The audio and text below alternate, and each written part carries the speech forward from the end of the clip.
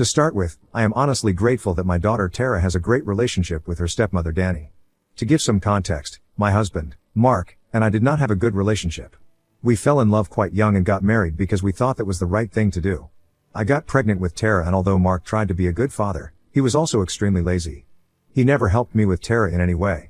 I was the one who fed her, changed her diapers, stayed awake the whole night until she could sleep, bathed her, and took her for walks. Mark was the fun parent who would just come back home and spend an hour with the baby.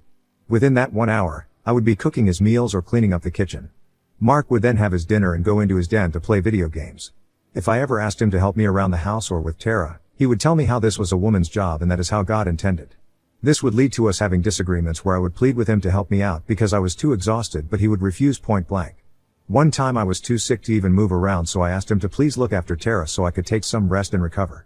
He started an argument with me, calling me lazy and saying how his mother never asked his father for help.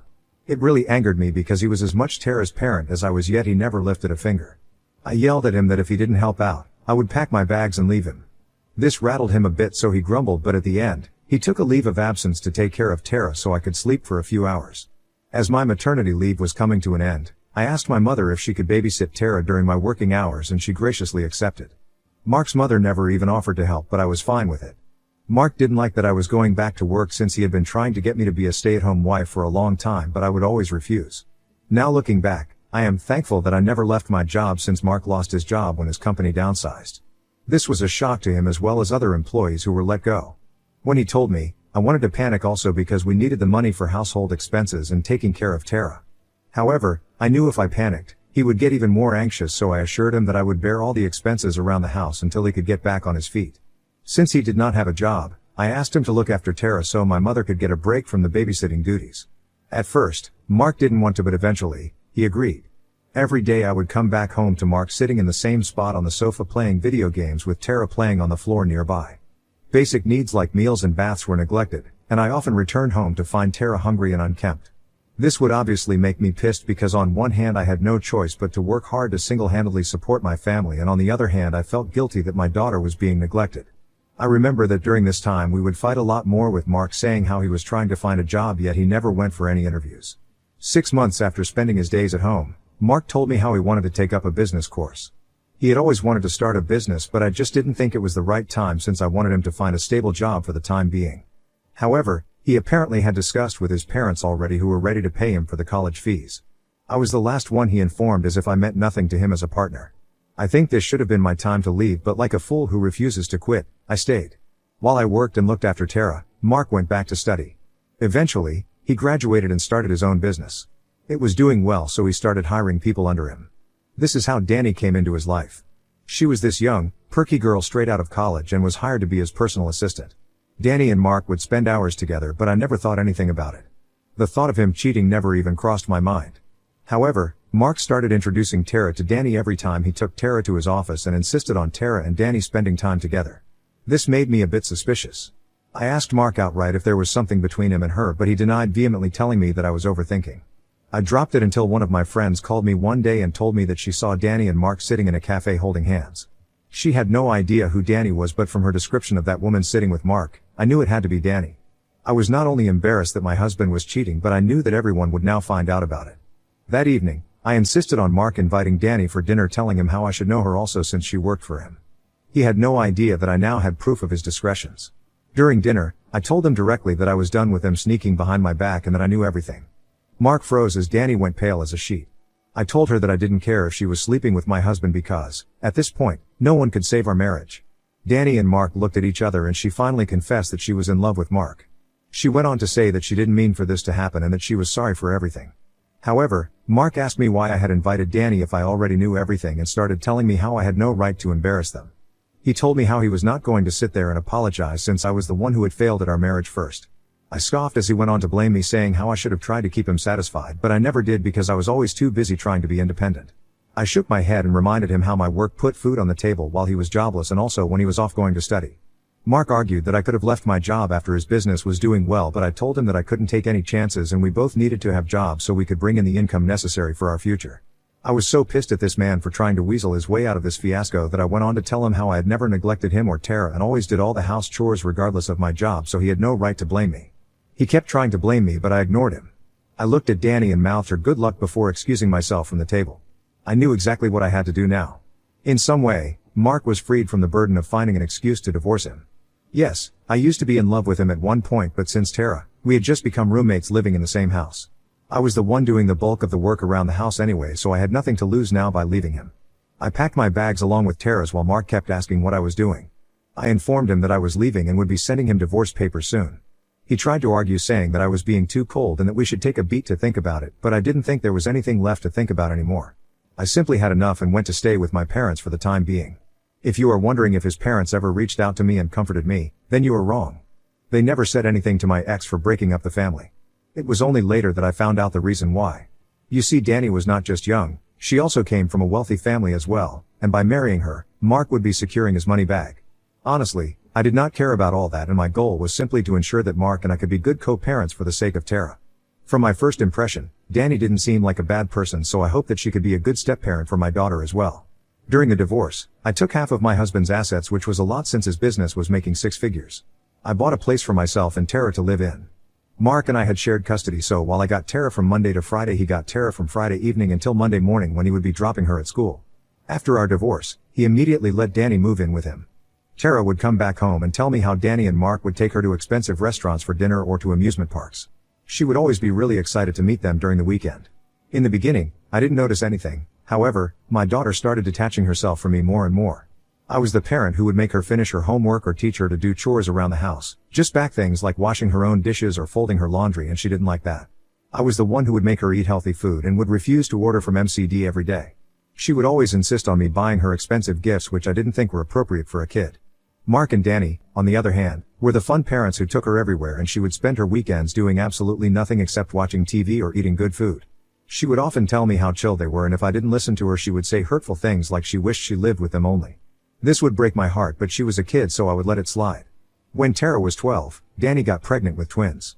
Tara was really anxious during time and would constantly keep on asking me if Mark would still love her, and I would have to reassure her that her father would love her no matter what. Her anxiety got so bad that I had to talk to Mark about it. In the end, he did talk to Tara and reassured her that nothing would change between them. However, Tara informed him that she wanted to spend more time with him, and he agreed. Hence, she started going to his place on Wednesday evenings instead of Fridays. Tara had her own room in the house until then, but since the twins were coming, Mark told her that they would renovate the basement for her while her bedroom would turn into a. Tara agreed. This all happened without my knowledge because, at this point, my daughter was hardly communicating with me. She was so focused on being a part of Mark's family that she would hardly tell me anything going on in her life. After the twins were born, Mark informed me that for the next 2 months, Danny didn't want Tara to come over since she wanted to take care of the babies and give her 100% attention to them. I yelled at him that this would seriously hurt his daughter and make her question if he even loved her, but he argued back that he needed to be there for Danny and the twins, and they were his first priority. When I broke the news to Tara, she started to cry and kept asking why Danny didn't want her anymore. I did my best to reassure her as much as I could. After a month, when Mark came to pick her up, Tara was beside herself with joy. She later told me how adorable the twins were and how beautiful her room was in the basement. After seeing the pictures of her new room, I did agree that it was pretty, even though it irked me a bit that she had agreed to give up her bedroom for the twins. However, if my daughter was happy, then I was happy also.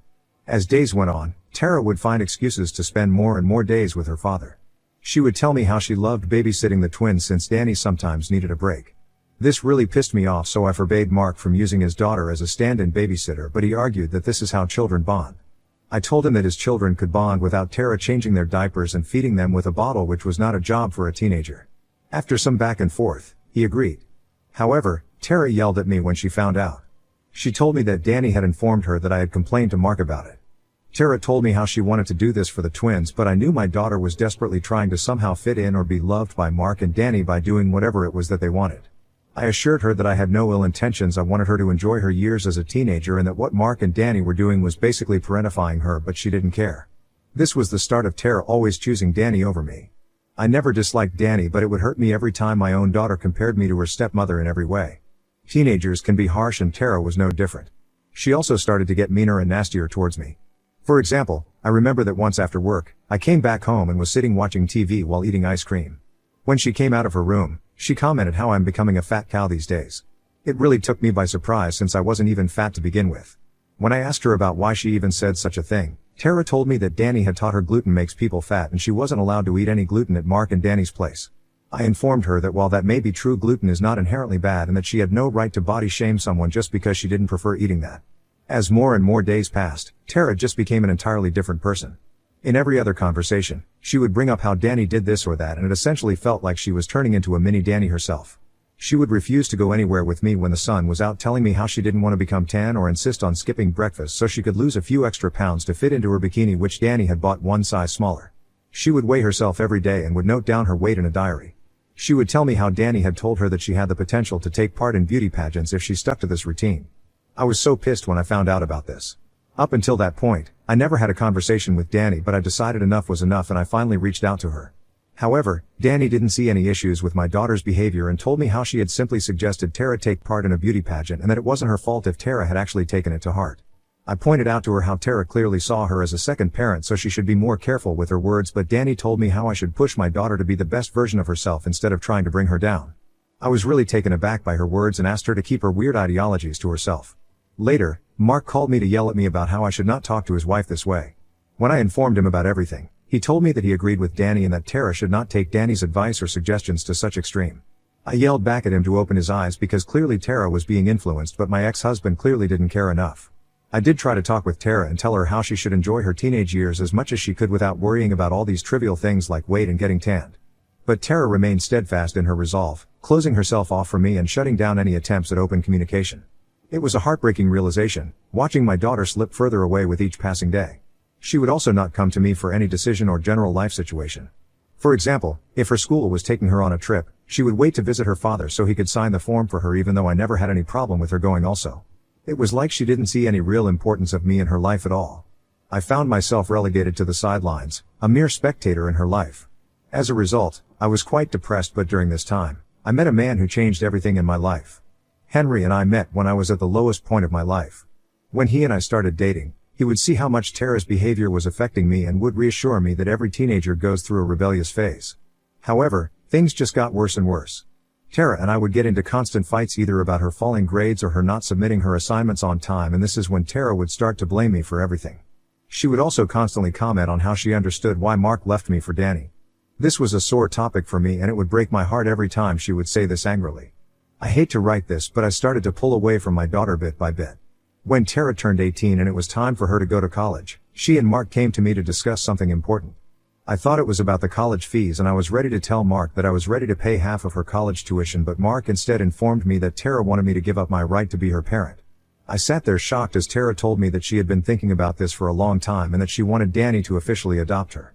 I was so taken aback that at first I thought this was all just a bad dream, but Tara pleaded with me that she loved Danny more than me and she wanted her to be her real mommy. I asked her to explain her reasons, hoping to dissuade her from pursuing this. Tara spoke earnestly, explaining how she felt a stronger bond with Danny and how she admired her stepmother's qualities and accomplishments.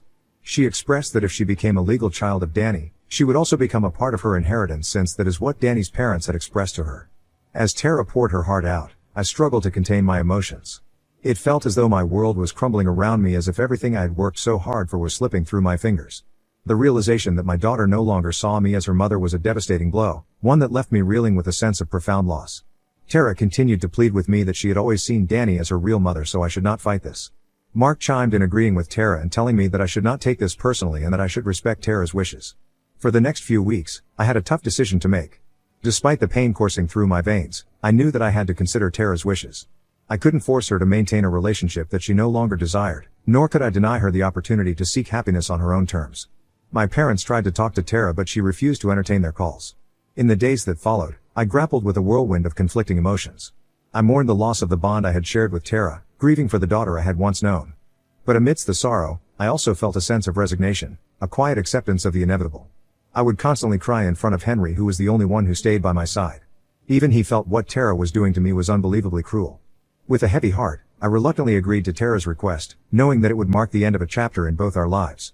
I won't get into the legal details, but it did take a couple of weeks in the end. Tara and I were legally separated, and Danny proceeded with the adoption process. After this, Tara basically stopped talking to me. I can't even write how painful those days were for me.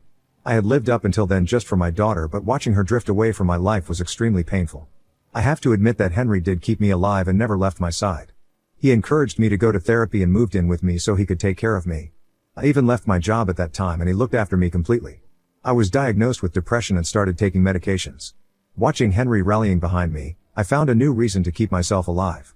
Slowly but surely, I started to heal and stopped blaming myself for everything. He encouraged me to join his business just to keep myself busy, and I agreed. Henry was the partner I never had but I did deserve. I poured myself into my work and my relationship with Henry, finding joy in the simple pleasures that life had to offer.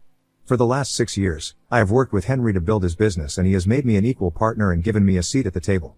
We respect each other professionally as well as personally. We got married and have built a good life for us. Never in my wildest dreams, I thought Tara, who had not even given me a call once over the last few years, would call me out of the blue yesterday.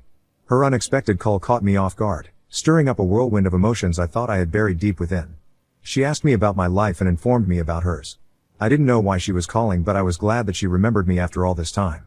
At the end of the day, regardless of what a legal paper says, she was my daughter and I will always continue to love her no matter how much she hurt me. I thought she had matured and wanted to have a relationship with me. However, this is when our conversation shifted to her approaching wedding. I was surprised that my baby girl was now getting married and I could not contain my emotions. Tara then informed me that the reason she had called me was because she wanted me to pitch in for the wedding expenses. I was taken aback as she went on to tell me how Mark didn't have much money to offer since his business had been affected during COVID and never really recovered, while Danny had refused to help her out much for the wedding since she wanted to save money for her twins. Tara went on to tell me how she knew I was doing well now that I was married to Henry, as she would occasionally stalk me on social media, so she wanted me to pay for her wedding since I basically owed her. All my emotions of joy and excitement quickly turned to shock and disbelief as I could not believe what Tara was saying. She was acting extremely entitled when she had been the one who had left me behind. I politely told her that although I was happy that she wanted to have a relationship with me, I was not going to just forgive and forget whatever had happened in the past. I reminded her how she basically wanted me to give up my parental rights so Danny could adopt her, and how she considered her to be her real mother, so I didn't see why she needed me to help her out in any way. Tara argued that I was still her biological mother and it wasn't fair that I had so much money now. She told me that giving her a few $1,000s for the wedding wouldn't even be a big deal. I made it very clear to her that while I wished her all the happiness in the world, I couldn't simply write a blank check to cover the costs of her wedding. She got pissed and called me a few bad words, basically blaming me for abandoning her and telling me how I didn't fight for her enough all those years ago. It was like she was trying to grasp at straws just to justify her actions, and our conversation wasn't really going anywhere. She angrily disconnected the call, and now I'm left wondering if I should have just helped my daughter out for her wedding, which I can very much afford to do so. Ida for not helping my daughter? Update 1. I never expected this post would blow up in a matter of days. I have had hundreds of complete strangers reaching out to me on Reddit telling me that I should under any circumstances concede to my daughter's demands. When I posted this, I was feeling so guilty because she is after all my daughter, but seeing all your comments about how she is basically using me has me questioning my own judgments. It's very difficult as a parent to stop loving your child even if they don't want you anymore. Tara will always be my baby, but I have to accept that she is no longer a child and has turned out to be an entitled adult. Mark and Danny haven't reached out to me, so I guess they have no idea that Tara is requesting me for financial assistance. I will not be helping her out in any way and will also have a talk with Henry regarding the same. Update 2. I sent a message to Tara just like some of you wanted me to do so. Dear Tara, I want to express how much I appreciate you reaching out to me and sharing updates about your life. It meant a lot to me to hear from you, and I'm glad to know that you're doing well. Regarding your request for financial assistance with your wedding, I want to be transparent with you about where I stand. While I understand your desire for support during this important time in your life, I must respectfully decline your request. Since you never wanted me to be a part of your life, I believe it's best for us to maintain the current distance between us, as it's important for me to prioritize my own well-being and boundaries. I want nothing but the best for you as you embark on this new chapter, and I hope that you can understand and respect my perspective. I sent this message to her this morning and will update here if she replies back to my message. Update 3. So it turns out that she did see my message but has left me on read. I guess the majority of you were right. She never really cared and just wanted me to pay her money without any questions. Henry is not happy with how Tara has behaved with me and has asked me to block her so she cannot contact me further with any unwarranted requests. Up until this moment, I was a bit conflicted, but now I will do so. As for those of you who are worried about my will, don't worry. Even though Henry and I don't have children, he does have nephews and nieces, so we will mostly be leaving them everything. I appreciate all the support and advice I have received from the Reddit community. Moving forward, I will focus on my own well-being and continue to cherish the loving relationship I have with my husband.